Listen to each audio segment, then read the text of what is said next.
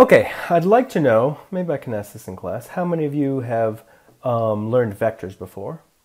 I certainly hope you have, but if you haven't, I'm going to go ahead and teach you what you need to know, or I guess I should ask how many of you think you remember anything about vectors. That one's going to be a different answer. So anyway, we're going to do vectors. Okay, well, what is a vector? Well, let's just say that we are in main hall, and here's main hall. Oops, here's a better main hall.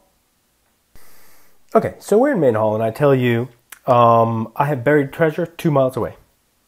Go get it. You say, what? So I need to find the buried treasure somewhere 2 miles away. 2 miles away in what direction? 2 miles away in that direction, 2 miles away in that direction, 2 miles away in that direction, 2 miles away in that direction, etc. So it could be anywhere in a circle of radius 2 miles. That is kind of a hard place to look, right? I mean, it's a lot of space. As a matter of fact, it's just geometry. It's the circumference of that circle. Oh my goodness, stop it. The circumference of the circle is 2 pi r. So if r is 2 miles, that's going to be 6.24, 12.48, 12.5 miles. So I would have to dig a 12.5 mile trench. That's kind of huge. Whereas if I told you what direction the treasure was in, it's 2 miles due east of here. So here we go, due east. Oh, let's just go east. Ta-da! There's the treasure right there. X marks the spot. Yay, you're rich. I think it's clear that vectors are a necessary evil part of life. And I don't really mean evil, but you know, mathematically a lot of students struggle with them a little bit. But vectors are necessary. Otherwise you wouldn't be able to find buried treasure. As an overview, this is going to be a pretty quick chapter. We're not going to do a whole lot in this chapter. We're going to look at the properties of vectors. Like the fact that they have a magnitude and direction, etc. We're going to look at geometric vector sums. So how do we add vectors? Vector sums, geometry. We got to do some geometry. And we're going to look at vector components. And that's going to allow us to add vectors analytically. Do vector sums analytically. We're going to look at unit vectors. I'll mention them in the beginning and then I'll go into more detail at the end. And vector multiplication. We're actually not going to do a whole lot with that right now, but we'll do it later on. But this is pretty much covers all of vectors. Okay.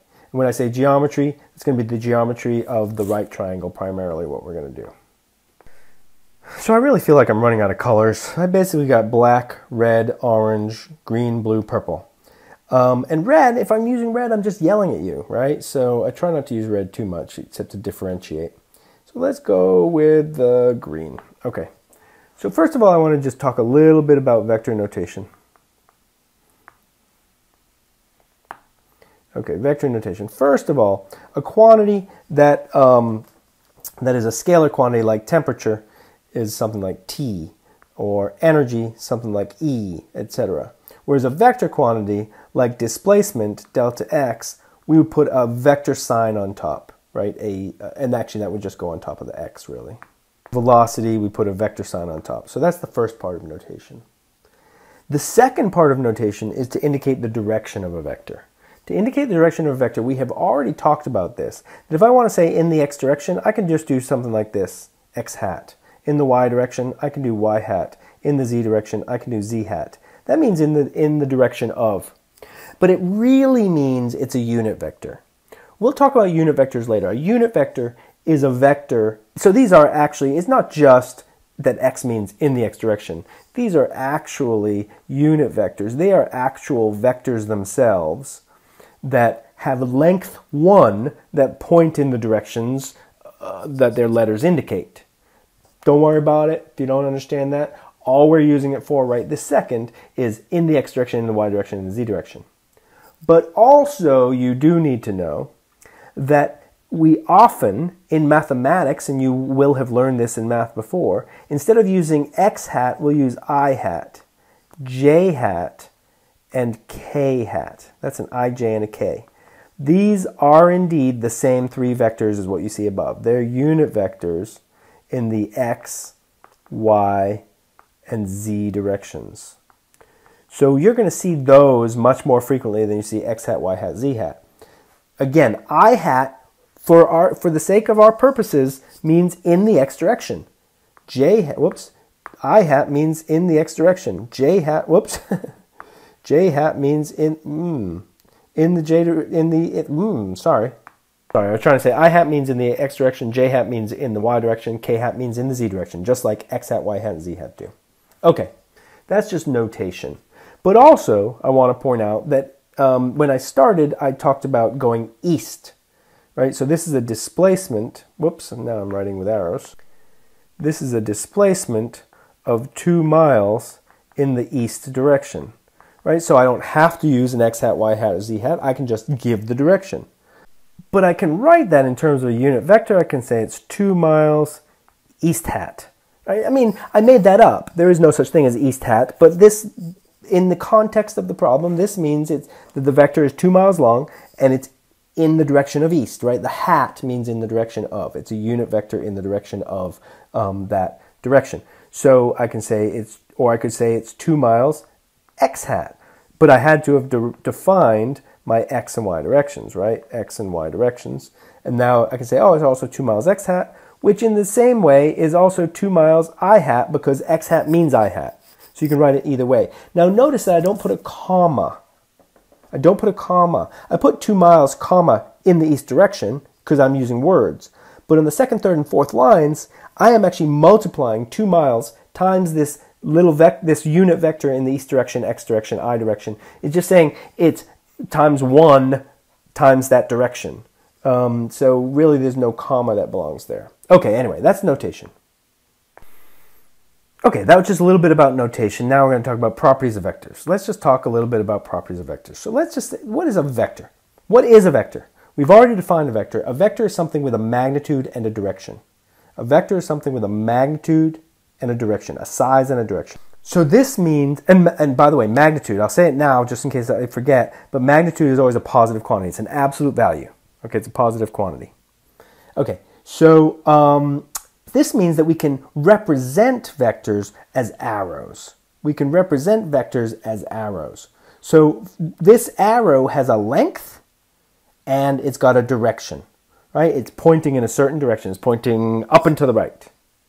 So that represents a vector quantity. What vector quantity? Any vector quantity. Whether it's a displacement, let's say that this arrow is 2 miles long and it's, 30 degrees north of east, if you know what that means, north of east. If this is the east direction and this is the north direction, then we're going northward of east, right? We're going up from east, 30 degrees north of east. That's what that means. Okay, so this arrow represents a displacement, delta x, 2 miles, 30 degrees north of east. Okay. What quantity does it represent? It could be a velocity. It could be an airplane flying at 300 meters per second. Right? It could be an airplane flying at 300 meters per second. 300 meters per second. Well, I don't know, 30 degrees north of east. And so we could say it's a velocity, right? 300 meters per second at 30 degrees north of east. It could represent a force. I won't write this down. It could be a force of, 50 pounds so that somebody is pushing on an object to try to get it loose or something. Or, this could be along the floor. They're pushing it on an object, so it could be a force. But we're pushing on an object with a certain magnitude of force in a certain direction.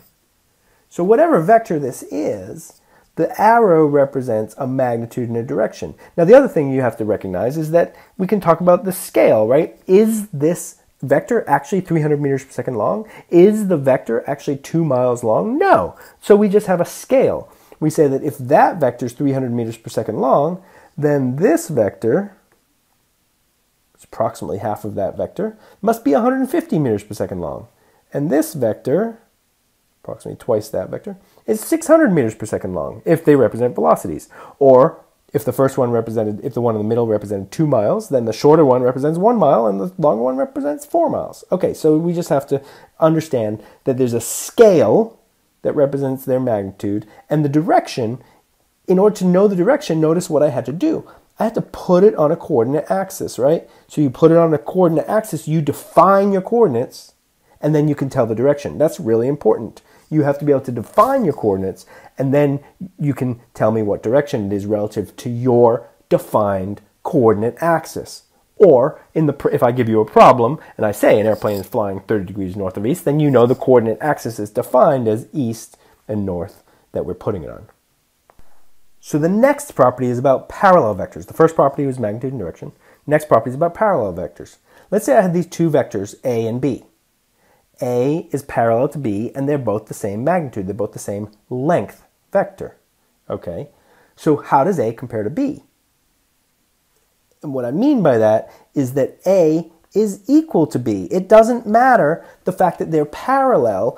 A vector, because they both have the same magnitude and they both have the same direction related to the same coordinate axis, because the coordinate axis doesn't have a fixed origin, right? So if my coordinate axis is xy,